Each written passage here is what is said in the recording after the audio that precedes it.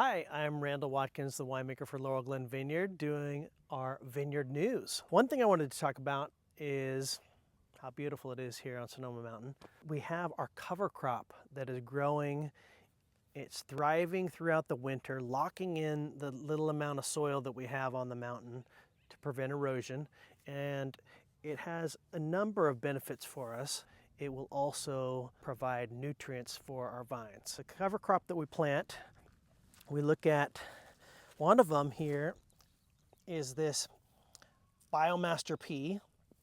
In fact, I'm going to taste it. The flower is going to be delicious. Just take like a sweet pea. So you see some of these, they're just starting to come up. In 2 months, it's going to be, one more month, it's going to be a lot taller in here. Now that we're getting a little bit warmer weather, they're growing faster. The beans and the peas and the clovers are all in the legume family, and we put those in, we seed it right after the harvest, and the cover crop will start to come in. And then in the spring, the rains start to stop, we will come in and disc it in as a green manure.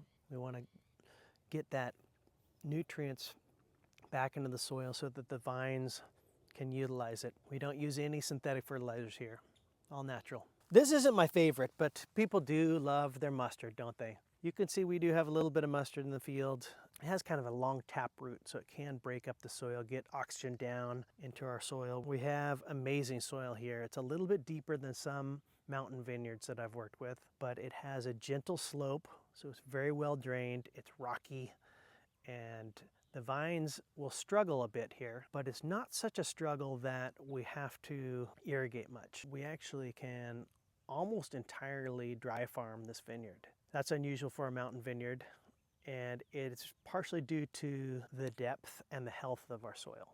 We look at what the vigor of last year and determine what cover crop we're going to plant based upon last year's growth.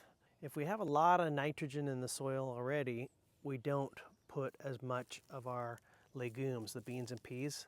We'll put more of the grasses. Then if we have a year that needs more nutrients for the vines, then we'll do more of the legumes, the beans and peas, the clovers, that will give more energy, our green manure, slow release of nutrients in the soil for the vines.